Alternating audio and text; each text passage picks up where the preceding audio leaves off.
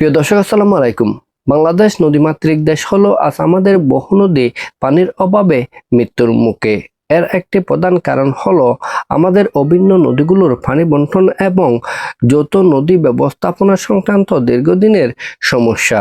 বাংলাদেশ এবং ভারতের মধ্য দিয়ে প্রবাহিত প্রায় 54টি অভিন্ন নদী রয়েছে, আর এই সমস্ত অভিন্ন নদীগুলোর উজানে একতরফা পানি প্রত্যাহার, বাঁধ নির্মাণ এবং সঠিক পানি বন্টন না হওয়ার কারণে খরা মৌসুমে আমাদের উত্তর এবং উত্তর পশ্চিমাঞ্চলের নদীগুলো বালুচরে পরিণত হয়, আর বর্ষায় আকস্মিক নেমে আসে বন্যা।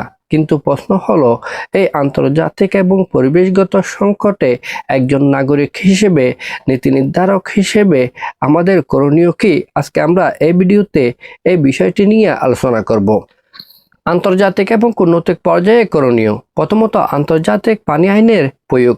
1997 সালের জাতিসংঘের পানি সংক্রান্ত কনভেনশন অনুযায়ী অভিন্ন নদীগুলোর উপর অববাহিকা সকল দেশের সমান অধিকার রয়েছে। বাংলাদেশ আন্তর্জাতিক মঞ্চে এ পানি সংক্রান্ত আইনের বাস্তবায়নে জোরালো ভূমিকা পালন করতে পারে। দ্বিতীয়ত, যৌথ নদী কমিশনের কার্যকর সক্রিয়তা। বাংলাদেশ ভারত যৌথ নদী কমিশনকে শুধুমাত্র আলোচনার টেবিলে সীমাবদ্ধ না রেখে বরং স্থায়ী সমাধান এবং ডেটা শেয়ারিং এর জন্য কার্যকর করা। 3. অববাহিকা ভিত্তিক নদী ব্যবস্থাপনা। নদীকে কোনো একটি নির্দিষ্ট দেশের সীমান্তের মধ্যে আটকে না রেখে বরং পুরো অববাহিকা ধরে, অর্থাৎ চীন, নেপাল, ভারত এবং বাংলাদেশকে ঘিরে যৌথ নদী ব্যবস্থাপনা গড়ে তোলা। জাতীয় এবং অভ্যন্তরীণ পর্যায়ে আমাদের প্রস্তুতি। আমরা শুধু আন্তর্জাতিক পানি বন্টনের উপর নির্ভর করে হাত গুটিয়ে বসে থাকতে পারি না। অভ্যন্তরীণভাবেও আমাদের বেশ কিছু জরুরি পদক্ষেপ গ্রহণ করা জরুরি। প্রথমত, নদী ড্রেজিং এবং নাব্যতা বৃদ্ধি।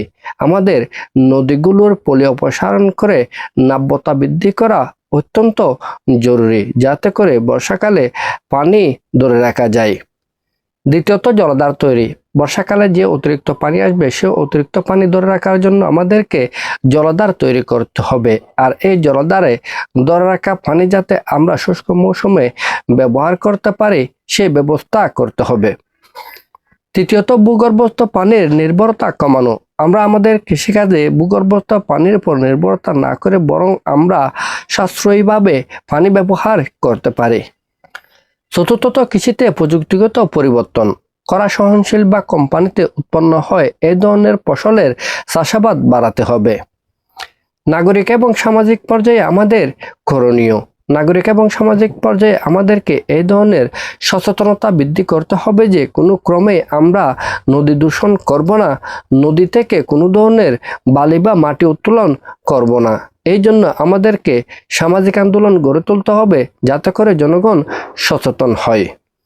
পরিশেষে কথা নির্দ্বিধায় বলা যায় যে নদী বাঁচলে বাঁচবে আমাদের কৃষি, প্রকৃতি, অর্থনীতি এবং ভবিষ্যৎ প্রজন্ম।